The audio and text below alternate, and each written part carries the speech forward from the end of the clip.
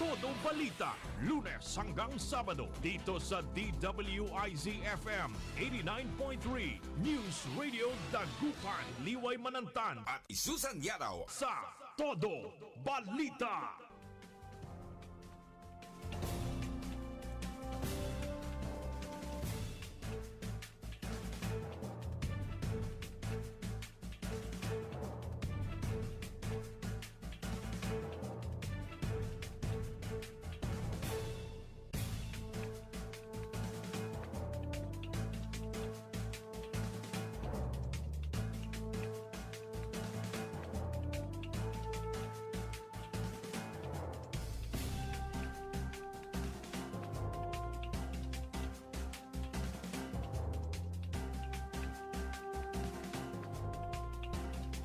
Good morning mga kaibigan. Naimbag nga bigat kanyayo amin na po.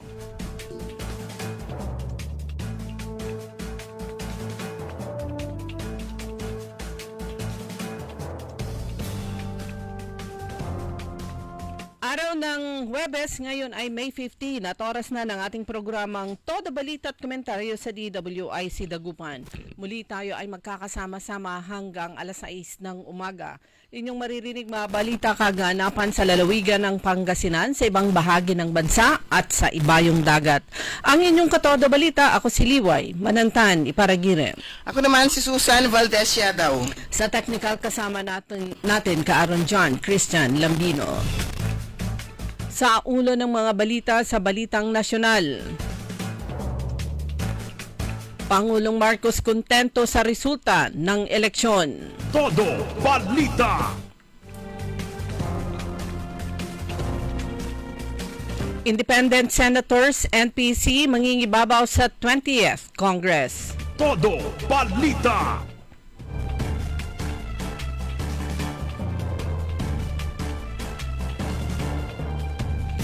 Sa balitang lokal sa bayan ng Basista, mga market vendors na naapektuhan sa sunog, ilalagay sila sa harap at likod ng dating public market. Todo Balita. Nuclear power plant muling isusulong ni Congressman Ko Juangco. Todo Balita. Sa balitang pampalakasan, Belen National University nagningning kampyon sa UAAP Season 87. Todo Balita.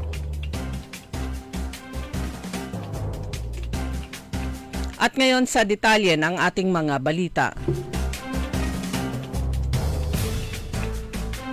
Kontento si Pangulong Ferdinand Marcos Jr. sa naging resulta ng katatapos lamang na midterm elections nitong Lunes, May 12. Sinabi ni Palace Press Officer Undersecretary Attorney Claire Castro, satisfied ang Pangulo sa katatapos lang na eleksyon dahil nalaman na ng ibang mga naboto ay merong sariling dignidad, sariling paniniwala at ang karamihan ay nanalo para sa bayan at hindi para sa ibang bansa. 6 sa 12 pambato ng administrasyon ang pumasok sa Magic 12 habang ang iba ay mula sa oposisyon at sa partido ni dating Vice President Leni Robredo. Naniniwala din ang Pangulo na malaki pa rin ang suporta ng taong bayan sa administrasyon ngayon dahil base sa pinakahuling survey ay ipinapakita nito ang mataas na trust rating ng presidente.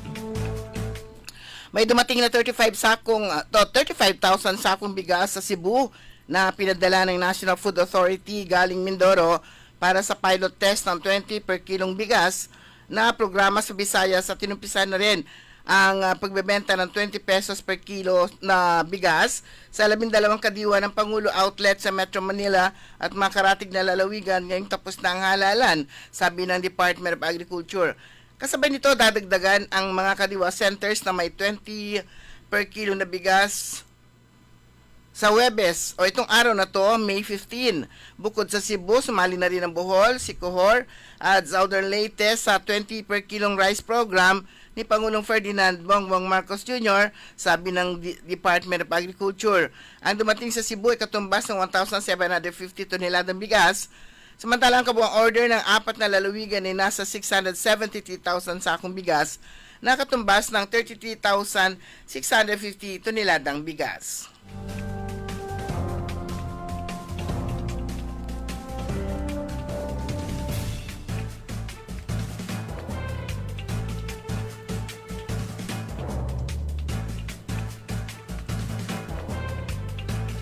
Maaari umunong sa weekend ay maiproklama na ng Commission on Elections ang 12 winning senators para sa election 2025.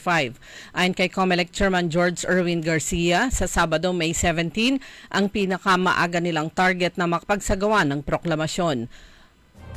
Matatandaang hanggang nitong Martes ng tanghali o isang araw matapos ang halalan, nasa 98.99% na ang nai-transmit na local election returns sa COMELEC transparency servers. Ito ay 92,453 ng 93,387 na inaasahang total ERs.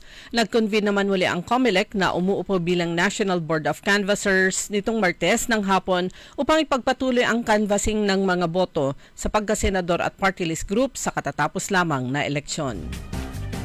Lalabanan ni Pangulong Ferdinand Bongbong Marcos Jr. ang mga bagong halal na senador sa 2025 midterm elections kung ang magiging papel nila sa Senado ay obstructionist at hindi oposisyon, ayon sa Malacanang. Sinabi ni Palace Press Officer Atty. Claire Castro na umaasa si Pangulong Marcos na bawat isa sa manahalal sa pwesto ay tutugon sa pangangailangan ng taong bayan at hindi para sa ilang interes lamang. Welcome anya sa Pangulo mga nanalong kandidato sa katatapos ng midterm elections at hangad na magkaisa upang tugunan at tutasin ang mga problema at pangangailangan ng taong bayan.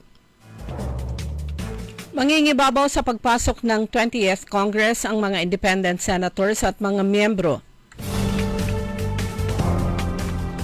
ng Nationalist People's Coalition base sa listahan ng 12 nangungunang kandidato sa pagkasenador sa nakaraang midterm elections. Kabilang sa mga independent o walang kinaaanibang partido sina Senator Alan Peter Cayetano, Juan Miguel Zubiri, Raffy Tulfo at Joel Villanueva. Wala ring partidong politikal sina Panfilo Lacson at Sagip Party List Representative Rodante Marcoleta na kabilang sa pumasok sa Magic 12. Mga miyembro naman ng NPC sina Senate President Chis Escudero, Loren Legarda, Sherwin Gatchalian at JV Ejercito. Inaasahang madadagdagan ang kanilang bilang sa pagpasok naman ni Tito Soto na ikawalo sa unofficial count ng COMELEC at ang re-electionist na si Senator Lito Lapid. 4 naman ang mga senador na miyembro ng Nacionalista Party, sina Senator Mark Villar, Pia Cayetano, Amy Marcos at Camille Villar na pasok sa mga inaasahang iproklama ng COMELEC.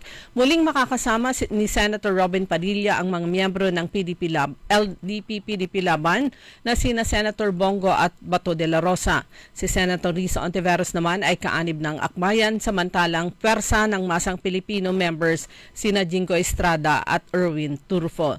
Si dating Senator Bam Aquino ay kasapi ng Katipunan ng Nagkakaisang Pilipino at Liberal Party naman si dating Senator Kiko Pangilinan. Dumako naman tayo sa ating balita sa ibayong dagat. Payag na sina Russian President Vladimir Putin at Ukrainian President Volodymyr Zelensky na magkita para pag-usapan ang pagwawakas ng giyera sa pagitan ng kanilang mga bansa. Ito ang magiging unang pagkikita ng dalawang leader mula nang sumiklab ang kanilang digmaan noong 2022. Kasabay din ito ang panawagan ng Ukrainian leader ng ceasefire simula ngayong araw. Samantala, minungkahi ni Putin na idaos ang pag-uusap nila ni Zelensky sa Istanbul bukas, May 15 o ngayong araw, May 15, para sa issue ng peace talk at tuluyang kapayapaan. Ani Putin, umaasa siya na magkakasundo sila ni Zelensky para sa isang pangmatagalang solusyon sa halip na pansamantalang paghinto lang ng giyera. Dumako naman tayo sa mga balitang lokal sa bayan ng Basista. Binisita ni Mayor Jolly Risuello ang mga market vendors sa lupang pansamantalang kanilang magiging pwesto. Ito sa Buenaventura Street at harap ng public market habang hinihintay ang Provincial Engineering Office sa kanilang pagbabaklas ng mga yero at bakal upang agad na malinisan ng lokal na pamahalaan ng Basista ang loob ng nasunog na public market at malaman pa ang mga pwede pang magawa at mabahaging tulong ng lokal na pamahalaan sa mga vendors. Sinabi ni Mayor Risuello na masaya siya na kahit na sa maliit ang kita ay nakita niya muli ang ngiti sa mga mukha ng mga vendors at pag-asa na makabangon ang bayan ng Basista sa nasabing sunog. Makakaasa din po ang ating mga vendors at mga nasunugan ng bahay na ang LG Basista ay tutulong sa pinansyal at tutugon sa mga pangangailangan ng ating mga vendors, lalong-lalo na sa kuryente, supply ng tubig, pagpapaayos ng daan at comfort room upang maging komportable ang ating mamimili, pahayag ni Resuello. Samantala, kanilang pinulong ang mga market staff upang magbantay at asikasuhin ang mga pwesto ng nasabing mga vendors. Muling isusulong at ipaglalaban ni Congressman Mark O. Cojuangco ang nuclear power plant na nais niyang may tayo sa bayan ng Labrador. Sinabi ni Cojuangco, payag ang mga residente ng Labrador at hinihingi nilang kapalit ay libreng kuryente na posibleng may pagkaloob sa kanila sa buong buhay ng power plant na abot na 80 taon. Sinabi ni Cojuangco, kapag ang pinakamurang kuryente ay mahanap sa bayan ng Labrador, uulad dito, dadating ang mga mamumuhunan, magtatayo ng industriya, negosyo na makakalikha ng mga permanenteng trabaho, tataas ang halaga ng mga lupa nila at marami economic activities ang uusbong. Hihilingin daw niya, hihilingin din umano ni Cojuangco ang provincial board na bigyan siya ng isang hearing para mapakinggan at may paliwanag ang tungkol sa power plant. Tulad anya na nakalipas na panahon ni dating Governor Espino, dalawang magkahiwalay na administrasyon, nabigyan siya ng pagkakataon na makapagpaliwanag. At hilingin din niya ito sa provincial board at gusto raw niya magkaroon din ng chance para may paliwanag sa mga board members. Sa bayan naman ng Bayambang, ipinabot ng lokal na pamahalaan sa kanilang mga kababayan na ang kasalukuyang kinalalagyan ng mga wholesale vegetable vendors sa likurang bahagi ng Old Central School ay temporary lamang upang maibsan ng matinding trapikong dulot ng kanilang masasakyan gaya ng garong at truck sa paligid ng tricycle terminal o bagsakan. Ang pansamantalang paglipat sa lugar ng Central ay napagkasunduan ng Special Economic Enterprise Office at maluwag na tinanggap naman ng mga vendor ayon sa lokal na pamahalaan. Ayon sa kanila, mas komportable ang bagong pwesto dahil may lilim mula sa mga punong kahoy kaya hindi gaanong mainit. Mas mahaba ang oras ng pagtitinda at may mas maayos at malawak na paradahan kumpara sa dati nilang pwesto sa basketball court na wala ring bubong. Sa siyudad ng Alaminos, napagtagumpayan ng pamalalunsod ng 2025 International Organization for Standardization o ISO 9001-2025 Surveillance Audit na sinagawa ng Certification Partner Global kahapon. Nangangalugan lamang ito na maayos at mahusay ang napanatili ng lunsod ng epektibong implementasyon ng quality management system. Ito kung saan ang pagkalooban din ng ang mga positibo at sistematikong hakbang upang higit pang mapabuti ang paghatid ng kalidad na serbisyo na sa mamamayang Alaminians. Dumako naman tayo sa mga balitang pampalakasan. Bongga ang exit ni 3-time most valuable player Micaela Belen sa collegiate career matapos akbayan ang National University sa kanilang panalo kontra De La Salle University sa Game 2 Best of 3 Finals ng UAAP Season 87 Women's Volleyball Tournament na kanilang nilaro sa SM Mall of Asia Arena sa Pasay City kahapon. Maningning ang huling season ni Belen dahil bukod sa kampyonato ay nahirang itong season MVP, kaya naman masaya nitong lilisanin ang eskwelahan. Tumikada si Belen ng 18 points upang tulungan ang Lady Bulldogs na sikwatin ang back-to-back titles at pangatlo sa 4 na seasons. Sumayon kabuhan ang ating newscast sa ating todo balita at komentaryo. Kami po niya matagapagbalita ko po si Susan Valdez Yadaw. Ako naman si Liway Manantani para girang. Oras po natin alas 5:17 ng umaga. Todo Balita. DWIZ. Exodus 18:21. But you choose from the people capable men, God-fearing men, men of truth, those who hate bribes, and put them over the people as rulers of thousands, rulers of hundreds, rulers of 50s, and rulers of 10s. Ang mabuting balita ay hatid sa inyo ng MX3. MX3 Dito ako believe. Magandang araw po sa ating lahat, sa ating mga bisita. Inaanyayahan ko po kayo sa aming lungsod ng Alaminos para po mabisita at ma-experience ang ating mas pinagandang 100 Islands. Marami na pong pagbabago sa ating mga isla at sana makita namin kayo dito sa aming lungsod para po makapag-swimming, makapag-enjoy kasama ang inyong barkada at ang inyong pamilya itong summer vacation. So tara na!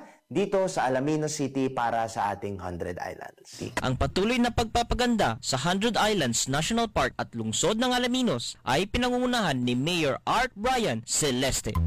Hoy mga suki, hanap nyo ba ay mga murang bilihin, malinis at sariwang pagkain sa pang-araw-araw at handaan tuwing may okasyon? May suggestion kami sa iyo. Tayo na sa Macador Market na kung saan inyong mabibili ang mga mura, sariwa, malinis at ligtas na bilihin tulad ng karne ng baboy at baka, manok, isda, gulay at iba-ibang sangkap sa pagkain.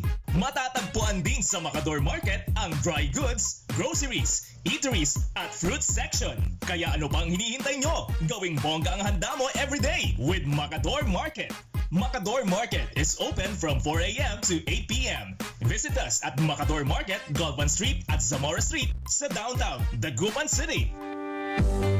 For high appraisal and quick processing, avail of a City State Savings Bank jewelry loan. It's the handy, perfect solution for your temporary medical, educational, business, and other needs.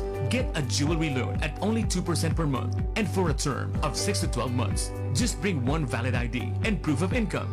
Your precious jewelry would be insured and there are no hidden charges involved. You've saved for and invested in jewelry for such a time as this.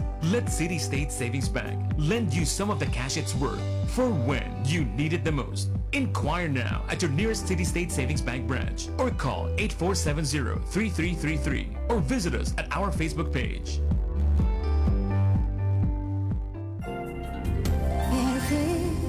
A place where memories live forever. A joy and a smile will somehow flourish in our hearts. Eternal gardens, eternal love. You will always be remembered night and day. Eternal gardens, a glimpse of heaven on a patch of earth. DWIZ Liway Manantan at Isusan Yaraw sa Todo Balita. Oras po natin mga kaibigan, alas 5:21 ng umaga sa pangalawang bahagi ng Todo Balita. Kasama nyo pa rin Liway Manantani Paragire. At Susan Valdez daw. Pero bago tayo dumako sa iba natin mga balita, nais natin ipalam sa mga kaibigan, kakilala o mga kamag-anak ni Elina Ramo o Lynn Ramo na namatay na siya nung araw mismo na election ni May 12 at ililibing siya sa May 17 Sabado diyan sa Mangaldan. Pero yung labi niya hanggang ngayong gabi siya hanggang ngayong gabi May 15 ngayon, di ba? Ay, hanggang ngayong gabi lalamayan siya sa kanilang bahay sa Lingayen, Pangasinan. Pagkatapos dadalhin siya sa Mangaldan para lalamayan pa siya na isang gabi doon at kinabukasan 7:30 na umaga ilalagak na yung kanyang mga labi sa Pyramid Memorial Park, Mangaldan, Pangasinan. Ayan, itong si Lynn Ramos, siya yung nanay ng dating CIO ng Alaminos City. At saka siya, di ba? Love na love niya yung nagtatanim-tanim. Oo. Pero journalist din po siya at para yung bago siya pumanaw sa mundo, yung kanyang pangarap na magkaroon ng farm ay natupad. Kasi pero hindi niya sariling farm, nanghiram siya ng farm para i-develop itong farm na to. At talaga namuhay. Namuhay taga-farm siya talaga. Sana may mahiram din ako. Pero meron ka namang farm, laki. Sana may bakod na. Payagan akong bumalik na maging hardinero. Ay, nako, libreng hardinera, bakit naman hindi? Samantala mga kaibigan, sa mga paalala ng Commission on Elections sa lahat ng mga tumakbo nanalo at saka natalo na lahat ng tumakbong kandidato nitong katatapos na eleksyon na tanggalin nila yung kanilang mga ipinakabit na mga campaign materials.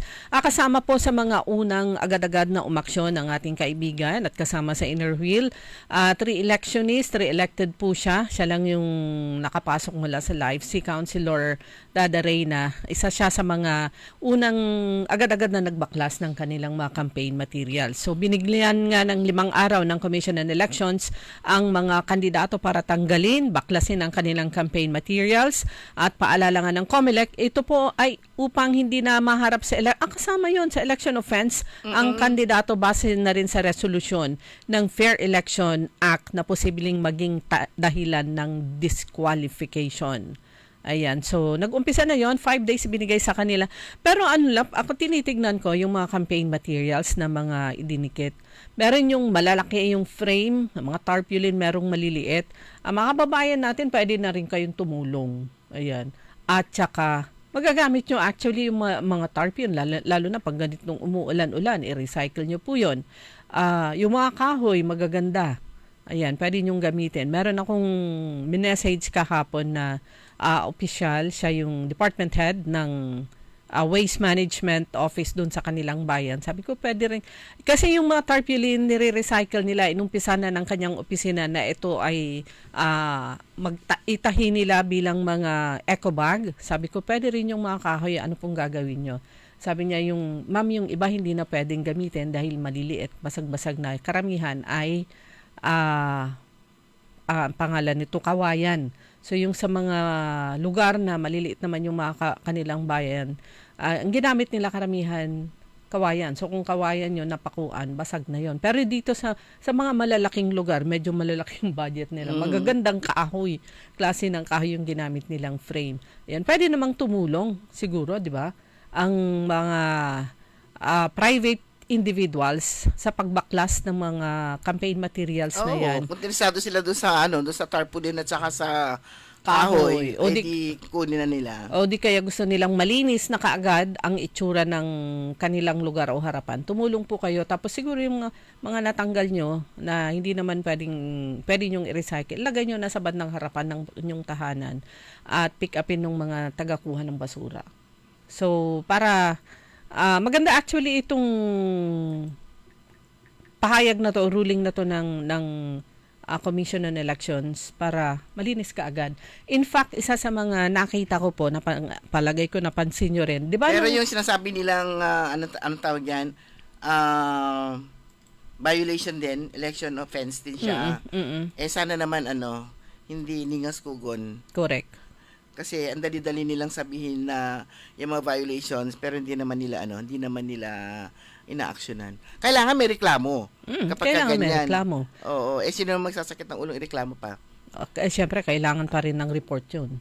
Ibig sabihin, gagawa pa ng report. Pero yun nga, yung napansin ko ho, nung election day mismo, palagay ko napansin nyo rin, na malinis sa harapan ng mga paaralan sa mga polling centers in the sense na bawal na rin pala sa eleksyon na to yung magbigay ng mga tarjeta. Kaya wala nang Kaya malinis. Yung hindi ka na mangungulekta ng tawag nila papel. Yung mga nila, mga listahan, leaflets nila. So malinis, tapos sa makikita nyo na lang yung mga nakita na lang natin yung mga nakadikit na mga campaign materials kagaya ng mga tarpaulin, etc. Sabi ko nung papunta ako ng Central Elementary School, wala akong makitang, di ba, inaasahan natin maraming tagabigay.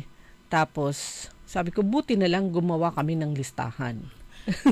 Kasi bawas din yun. At least bawas gastos din sa mga kandidato. Kasi paggawa ka na naman ng maraming ganon. At sabi nung ni Sir Willie Gibbs, sabi, maganda nun, ma'am, sabi niya, sa loob ng mga classrooms, malinis din. Kasi wala itong mga maliliit na papel na to na siya pang nililinis ng mga teachers o yung tagalinis ng school after election. But anyway, congratulations at mala sa 17. Ilang tulog na lang yan. Ano ba ngayon? Huwebes. Isang tulog na lang. 2 tulog na lang. Huwebes, Biyernes, 17, sabi ng COMELEC, baka iproklama na nila yung 12 nanalong senador. Pero bago ang 17, bukas, 16, effective bukas, nagsubmit ng kanyang resignation si Vice Mayor Sammy Rosario bayan ng Bimalay, effective yon May 16, 2025. So bukas yun. So sumulat siya kay Governor Monmon Gico III ang subject resignation from the position of Municipal Vice Mayor of the Municipality of Bimalay due to irreconcilable differences. So sabi niya, Sir, please accept this letter as formal notification of my irrevocable resignation from the position as the Municipal Vice Mayor of the Municipality of Bimalay effective on May 16, 2025. This decision has reached after considerable thought and reflection. Unfortunately, I can no longer effectively perform my duties and responsibilities due to a long overdue irreconcilable differences and or fundamental disagreements with the incumbent and now re-elected municipal mayor and the majority of the Sangguniang Bayan on various significant policy and personal matters. It is a public knowledge that animosity and hostilities had long been the atmosphere not only in our respective offices, even on sessions, meetings, and hearings, but in the entire community of my beloved town, Bimalay. Continuing in this role under such circumstances would, in my view, be counterproductive and not in the best interest of our constituents. I only wish for peace and order and the promotion of the welfare of our constituents that led me to decide and resign from my position. I want to express my sincere gratitude to the people of Bimalay for the trust and opportunity that they have given me to serve them as Vice Mayor. I also acknowledge the dedicated efforts of the municipal employees and thank them for the privilege of working with them. I am committed to ensuring a smooth transition and I'm willing to cooperate fully in the turnover process as may be necessary. Thank you for your kind understanding and for accepting my resignation. Also, please accept my warmest and heartfelt congratulations on your re-election as Governor of Pangasinan. I wish you continued success in serving the people of Pangasinan. Yun po. Respectfully, Simplicio El Rosario, Municipal Vice Mayor ng Bimalay. Ayan, matagal po siyang nagsilbi diyan sa bayan po ng Bimalay, naging councilor, naging vice mayor, naging mayor, balik vice mayor. Yan po si Vice Mayor Sammy Rosario. Siguro mga 15 years din. Ayan, 15 years nga din. Sabi nga niya, it is with heavy heart dun sa kanyang farewell to the people. Sabi niya rito, it is with sa bandang baba, it is with a heavy heart that I now officially sign off and submit my resignation as a Vice Mayor and formerly your Mayor for 15 years, effective May 16, 2025. Tagal din, 15 years. 15 years, so hanggang bukas. Sino yung number 1 na councilor dyan? Yung number 1 councilor, yung incumbent. ang upo pa yung, tama, incumbent. Sino Incumbent. man siya? Yung number 1, siya yung aakyatan magiging Vice Mayor. So yun po, bagamat natalo po ang ilan sa mga incumbent, ay mananatili pa rin po silang councilor hanggang June 30. So andyan pa rin sila mga councilors at mga Vice Mayor kung sakaling tumakbong Vice Mayor, andyan lang po sila hanggang, ulitin po natin, hanggang June 30. So si pangalan nito, si Vice Mayor Arsinue, hanggang June 30. hanggang June 30 Acting rin mayor. siya na acting mayor siya. Mag-exit siya sa acting mayor. Kasi hindi po siya pinalad, hindi siya po nanalo for re-election as vice mayor. Pero yun nga, dahil nag-act na siya as acting mayor bago pa yung halalan, matatapos siya as mayor hanggang June 30. At least kasama siya sa history ng Bayan ng Sual. Ang iisip ko naman yung sa Urdaneta, kasi di ba 1 year yung suspension Hindi, parang niya. yung explanation na kapag nanalo siya, parang pagpapakita ng...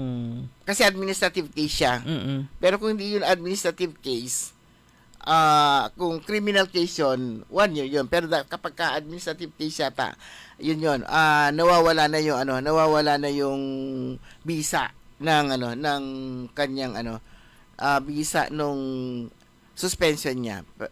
Pero hindi lang natin alam kung kasali pati doon yun. Yung yung history ng kung applicable yun sa bayan ng Urdaneta. Pero syempre yung mga umupo na bilang acting mayor at saka acting vice mayor. Yung number Oo. 6 and 7 ba yun? Na Oo, yun councilors ay mananatili sila sa posisyon hanggang June 30 rin. Tapos ang dinig ko, mataas ang boto nung mga nakakuha ng yung 6 to 7. Mataas ang boto nila as councilors. Ang dinig ko nasa top yung top place sila. Siyempre nga naman yung last campaign period nila, mayor na sila. Tinanggap Vice nila mayor na yung sila. hamon at yung responsibilidad na umupo bilang acting mayor at saka acting vice mayor. Ayan. Base na rin sa directive yan ng DILG. Katulad niyan, yung sinasabi nga ng DILG kapag tinanggihan nila yung hindi nila ginawa yung kanilang trabaho, merong katumbas na penalty. Wala naman ginawa, no? Talaga ang DILG kuminsan walang ngipin. Ayan. Kuminsan may ngipin. Parang depende lang. Pero mga kaibigan, bilis po ng oras natin. Ganap na pala 5:34. Babalik po tayo pagkatapos po lamang na ilang paalala. Ang balitang ito ay inihatid sa inyo ng MX3. MX3.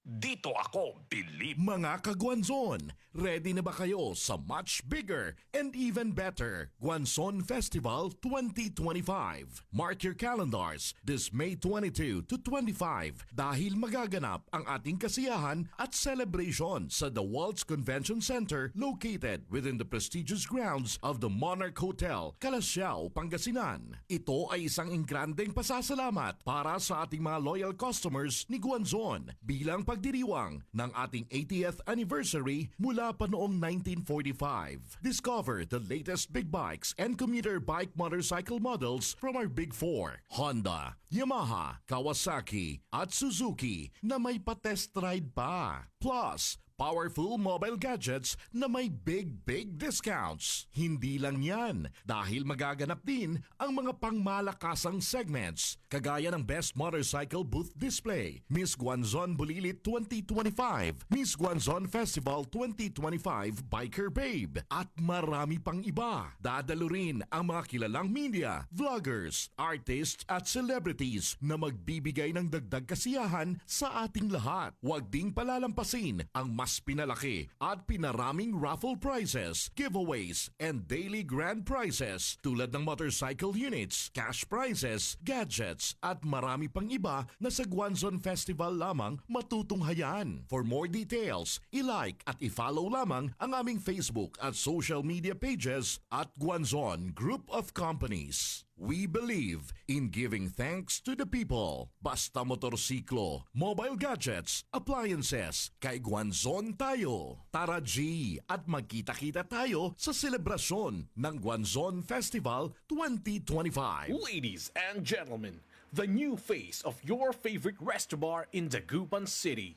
The original party place in town. The Music Warehouse Club, Dagupan City. No need to go to Manila's top bars like Silo and BSK Club.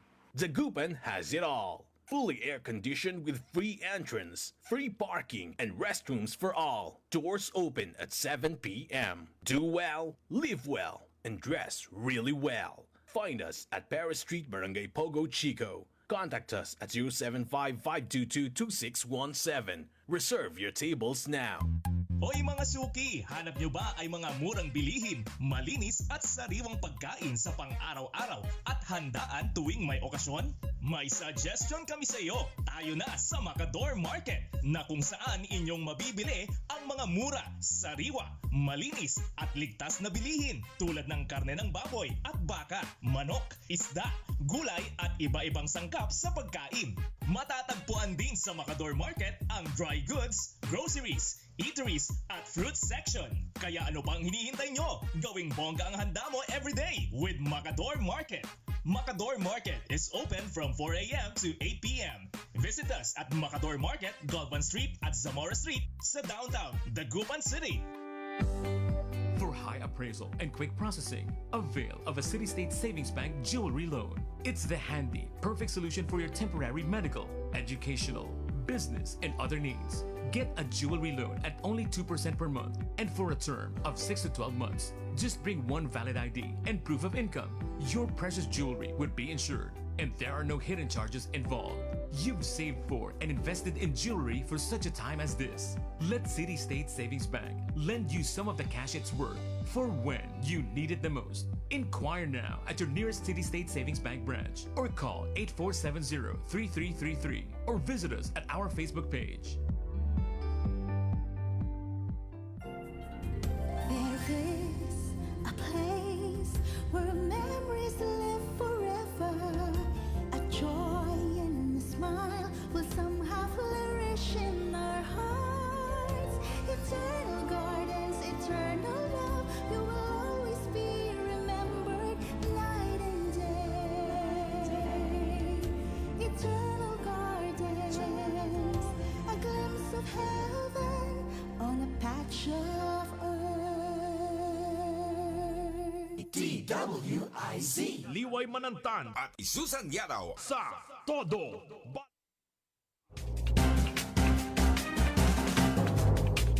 Oras na po natin mga kaibigan, alas 5:39 ng umaga. Gusto lang po nating ipaalala yung sa mga magulang na yung kanilang mga anak na nag-aaral sa public schools at kasama sila sa Summer Academic Remedial Program. Nag-umpisa actually ito kahapon, tatagal hanggang bago start ng pasukan sa June. Kung hindi pa sila pumasok kahapon, encourage nyo, papuntahin nyo yung mga bata dahil importante po na maka-attend sila at matapos sila dito sa Summer Academic Remedial Program. Ayon kay Sir Willie Gabe, ang principal ng Dagupan City National High School, merong mga 50 na students na kailangang umattend sa nasabing remedial class. Ang ayon sa Department of Education, itong Summer Academic Remedial Programs ay isinasagawa to address learning gaps in grade 4 to 12 and for senior high school learners who failed subjects or prerequisites. The program aims to help students meet the required competencies and skills for advancement. So kailangan matapos nila yung Summer Remedial Program. Kung hindi mananatili sila. Kung hindi sila papasok, mananatili sila sa grade level na etong grade level na katatapos. Kung pumasok sila at hindi naman nila na kumpleto, mananatili rin sila dun sa dati nilang grade level. So kumbaga, para sila ay maka-advance to the next grade level. Kumbaga hindi sila pasado. Hindi, may mga projects ay mga subjects silang hindi na ipasa, kailangan o kaya medyo kulang yung kanilang mga requirements, kailangan dumaan sila at umattend sa Summer Academic Remedial Programs. Ayun. So dumako naman po tayo sa ating paghatid po natin ng mga balita mula sa lalawigan ng Pangasinan. Ang galing. So tuloy-tuloy po yun. Nung na-interview po natin si Congressman Mark Cojuangco, sabi niya kinakailangan magkaroon ng continuity. Sabi niya, yung pagkakapanalo po ni Governor Ramon Mongico III, kasi sabi niya, tuwing lumilipad ako, galing, sila kasi lipad hindi biyahe. Tuwing lumilipad ako, galing Lingayen, papuntang Sison, kumisan Tayog, sabi niya, kumisan Bayambang, ang dami ko nakikita mga major projects na di pa na-anunsyo dahil hindi pa tapos. Yun. So, ibig sabihin, ongoing po yung mga projects tulad ng TPLEX. At sabi niya, marami. So, hindi niya binanggit kung ano yung mga yon kasi hindi pa raw natatapos kaya hindi pa ina-anunsyo. Kung mapapatid yung mga yon, kung mapapatid yun dahil nag-iba na naman tayo ng gobernador, sayang din naman. So, sabi niya, bigyan pa natin ng 3 taon. So, another 3 years. Plus another 2 years ulit. Para manangkulan at para may pakita niya talaga yung kanyang husay. Kasi nga naman, kulang nga naman yung 3 taon. Pero dito, dahil nga sa pagkakapanalo niya, sabi na rin niya dun sa interview, itutuloy niya yung mga major projects. Pero ito, abangan po natin, sabi nga nasimulan na itong mga projects na to, ongoing, malalaking projects, na hindi pa ina-anunsyo. Like yung iba, anunsyo, pero wala ka nakikita. Plano pa lang, naka-anunsyo na. Pero siya, ongoing na yung mga projects. Magugulat ka na lang. Magugulat ka, magtatawag sila, inauguration o kaya blessing. Yung iba naman, mag-groundbreaking na. So kumbaga, etong sa administration ni Governor Mongico, pag sinabi nilang groundbreaking, ay ready na, handa na talaga lahat, magiging dire-diretso na yung construction. Kagaya nung kakaroon ng groundbreaking para sa Alcala Community Hospital. Sinasabi niya magkakaroon tayo ng bagong ospital. Dagdag sa 14, pero hindi niya sinasabi kung saan at kung kailan. Groundbreaking na meron na pala sila. Maayos na pala. Akala mo plano pa lang. Pero yun, ayan, maya-maya, andun na, magsasagawa na ng groundbreaking. Pero kaka-announce lang niya ng mga nakalipas na araw na gusto niya magkaroon ng dagdag na ospital, parang ganon. So, yun nga, sabi nga niya, yung mga ospital na tinatayo, ito tuloy-tuloy. Pero siguro, i-play natin ulit yung kanyang, yung interview natin kay Governor Monmon Gico III. Was this a very difficult fight, sir? I think so. The second term for me, it's always a difficult fight. As experience in my second run as Mayor of Binalonan. Bakit? I don't know. But As compared to the first. I think so. First governor. The pressure is always on the incumbent kasi you have to defend it. Okay. I think so. That's my perspective. Sir, during the campaign period, masyado nilang ginamit yung gikonsulta. Yeah. Ang daming mga negative issues and fake news about the program, but ang hindi nila alam, ito po ay ginagamit na benchmark ng ibang probinsya ng ahensya mismo ng PhilHealth.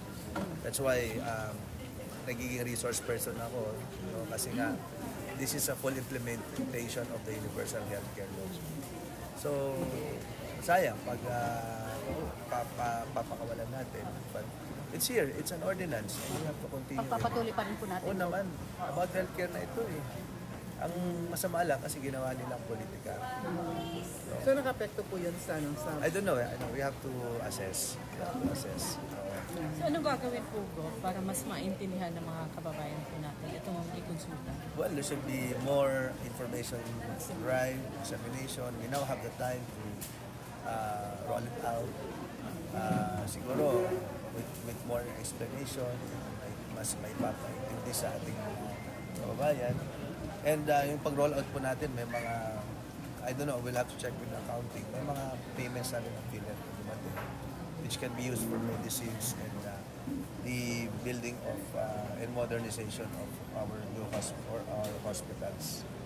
Pero in your heart po, sa puso po ninyo, mananalo kayo?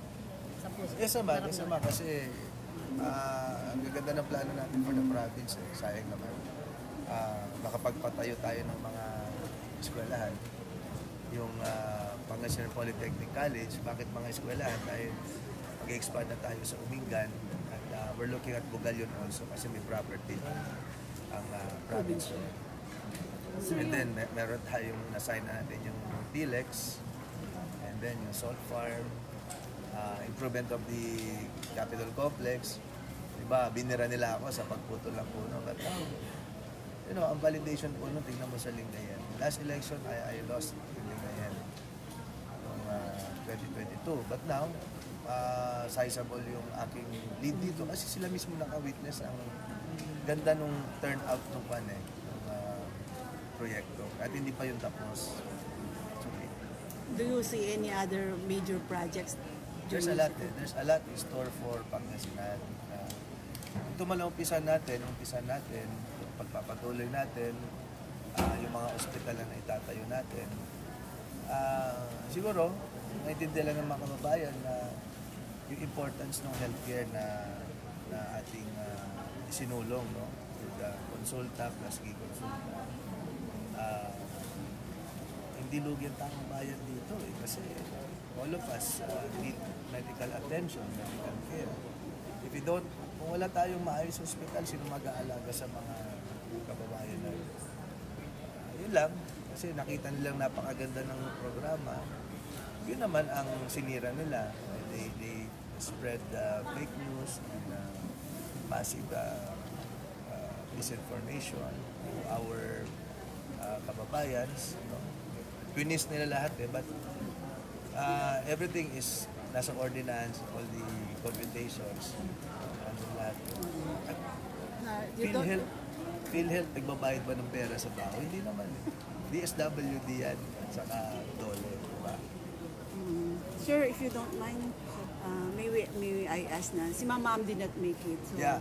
Why do you think why do you think what I don't, how you say, hindi ko pa alam. No? But we respect the will of the our kababayans from Ordinary. So, it's part of politics, it's part of the game. Someone wins, someone loses. So, gano'n lang talaga yun. How did you comfort her, sir? Siyempre, mas nag-alala ako bilang asawa, di ba? Mahal na mahal ko yan. Mas inalala ko siya, how will she take it? But, you know, she's happy. Ang point is, she did her best. She really, kumbaga, ipinakita niya that she wanted to serve Urdaneta. And maraming sakripisyo, lalo yung sa mga anak namin. More than 1 year na hindi namin nakakasama yung mga batang alis. So, yun ang malaking sakripisyo. But all is well. Masayo na lang siguro sa mga Pangasinense. Maraming salamat sa inyo pong pagtitiwala sa aking pangalawang termino bilang inyong gobernador. Magtiwala lang po tayo, no, sa ating mga bithiin at mga programa para sa ating minamahal na probinsya ng Pangasinan. Gaya na sabi ko, edukasyon, kalusugan, infrastruktura. And now, I think pwede tayong mag-focus na sa tourism din. May major project pa tayo sa Manaoag for the LGU and for the province itself. Sa barangay po? Yes, sa barangay. Tuloy yung ating mga pagpapailaw at yung mga asphalt request. Yung ating mga bridges, no? Kailangan isaayos na po natin yung karamihan dyan. Kaya nga po tinigil natin yung quarry, yung malalaking truck, overloading kasi yun ang sumisira sa ating mga tulay. No? So hindi commensurate yung nakukolekta sa gagasosing mga repair at construction ng mga roads and bridges po natin. So yun ang rationality behind it. Thank you, sir. Ayan, speaking of kasi nung nakalipas na araw, meron akong kausap. Galit daw yung mga nagka-quarry kay Governor. Kasi daw ang taas-taas ng singil. Pero kung mataas na singil, di ba dumami yung nagka-quarry buhat nung panahon niya, nung panahon na ni Governor, talaga ang laki ng collection. Na napupunta naman sa kaban ng lalawigan, hindi naman sa kanyang bulsa. At saka ang sabi nga niya, marami rin yung ang negosyo nila ay into quarrying na taga outside Pangasinan na gusto nilang magnegosyo dito. Kahit na sinasabi ng mga lokal na taas. Pero yung iba gusto nila dito. Pero yun nga sabi niya, itinigil muna yung sa mga malalaking trucks. Kasi nga naman, nasisira. Ang bigat nga naman, nasisira yung mga tulay. Parang hindi sapat yung yung ibinabayad nila doon sa masisira nito na na mga infrastruktura. At sabi nga ni Governor, hinintay ko yung babanggitin niya yung sinabi nga ni Congressman Marco Juan kung tuwing lumilipad, maraming mga major projects yung nakikita niya na ongoing ang construction pero hindi ina-anunsyo. So hindi pa rin ina-anunsyo. Hindi pa rin ina-anunsyo. Actually, dun sa ipinost ng Province of Pangasinan sa kanilang Facebook page, yung nasabing interview, may nag-comment doon, ang agrikultura. Actually, kung meron siyang, hindi naman kasi State of the Province address yun. Short interview lang, quick interview lang po yun. Tsaka hindi na itanong, siyempre pagka ganyan, kung ano yung maalala lang ni Governor. Hindi ibig sabihin na hindi nabanggit, wala. Kung ano po yung continuity ng mga programa po ng GICO administration na inumpisa nitong kanilang first administration. Lahat ng sector actually nabibigyan ng pansin at atensyon ng provincial government. Kumbaga sa balanced diet. Ayun. Meron naman yun, di ba, yung corporate farming. Corporate farming at iba pa, hindi lang po sa corporate farming pag agriculture, marami pa pong iba. Lahat ng, kumbaga kung merong 10-point agenda, lahat po yan ay nabibigyan po ng tamang atensyon ng provincial government. At maganda dahil tandem pa rin po ang ating governor at saka vice governor. Yes, oo. Ang pinaka mataas sa kasaysayan ng lalawigan ng Pangasinan sa probinsya, kasi ang kailangan makakakuha lang naman ng boto na gano'n ay governor or vice governor, mahigit 1 milyon ang boto po ni Vice Governor Mark Lambino, na sabi ko nga, nung eleksyon, siya yung pinaka-cool. Kasi o kung sasabihin, may mga nagsabi, kasi ano naman siya, dati nang matagal na siyang vice gov, etc. Kahit siya yung pinakamalakas sa tingin ng marami, kung hindi naman iboboto ng iba, hindi niya makakamit yung ganon. Pero yung more than 1 million votes, talagang layos ang pagmamahal na ibinigay din ng ating mga kababayan. Sabi nga natin tsunami. Hindi lang siya landslide. Tsunami talaga. At talagang minahal din siya. Kasi naman siya naman, yun naman yung very, napakasipag naman ni Governor Talagang kahit na alam niyang ang lakas-lakas na niya, sumasama pa rin siya sa kampanya, sumasama pa rin siya sa mga sorties at nagpapakita pa rin siya. Hindi siya nagpakampante, although alam niyang although ramdam niya, palagay ko naman na wala naman yung kanyang kalaban. Hindi naman yun. Kumbaga parang wala lang siyang kalaban. Pero nagtrabaho pa rin. O yung mga medyo nawalan ng pag-asa nitong katatapos na eleksyon, hindi sila makabili ng yung mga inaasahan nila, nakaplanong bilhin. Eto, magkakaroon na naman ng eleksyon. Ayon sa Commission on Elections, ang December 1, 2025 barangay and sangguniang kabataan elections. So ito po yung kanilang yung kanilang calendar of activities, sinilabas na po ng Commission on Elections o COMELEC. July 1 to 11, applications for registration for voters for the barangay and SK elections. October 1 to 7, filing ng Certificate of Candidacy ngayong taon ito October 27 to November 31, election period. November 20 to 29, campaign period. December 1, election day. So pagkatapos ng election, meron yung magiging masaya ang kanilang Pasko at malungkot ang kanilang Pasko. Kailan yung December 1, yung barangay and local elections. Kailan yung start ng registration? July 1. Ayan, yung mga hindi nakapagparehistro nung nakalipas na registration, dahil sa nga hindi nila maharap, siguro naman this time, kasi sayang din kapag hindi nyo nagagamit yung inyong pinakasagradong karapatan na makaboto, at saka doon mo lang mararamdaman yung pagkakapantay-pantay na mahirap at saka mayaman, dahil iisa lang ang bilang ng boto. Ayun, kailangan magpa-register na para naman makaboto rin kayo sa barangay election. Palagay ko sana ito naman barangay election na to, kung dito po sa Dagupan City, walang masyadong pakurong, kaya marami nagagalit. Akala kinuha lahat ng mga coordinator. Meron akong nakita dito isang van. Isang van. Mga ala ti coordinator, nga nang iwaras ti pakurong. Ti pakurong. Ang nang iwaras. Hindi na tayo Ilocana na di pakurong. Mga ala ti, agal-ala pala, hindi mga ala. Agal-ala ti coordinator nga saan nga nang iwaras. Sa bagay, pag sinabing waras kasi matarusanan din Ang nga nagiwaras, kanto, yun. Mga barangay officials, mga barangay captains, pakabait kayo. You have until, medyo mahaba-haba pa ng panahon yung... Dito na sila pwedeng gumante. Yung mga alam nila na mga barangay officials nila, ngahaan nga nagiwaras. Ganda, gaya barangay officials, ngahan na kayo, nga inlista, kadagay nagado nga programa. Oo, yung pumipili lang, o di piliin nyo na rin ngayon yung boboto. Yung tamang pagpili. Pagpakataon na to. Ang kayo pagpagatan na 20-50, pero sa barangay kasi 50 malaki na rin yan kung mga barangay officials at saka kung 100 malaki na yon. Pala na-number 1 ka no kapag 100. Yayamanin na pag 100 tapos barangay. Yung pakurong sa Ilocano, agkarayam ka. Ayan.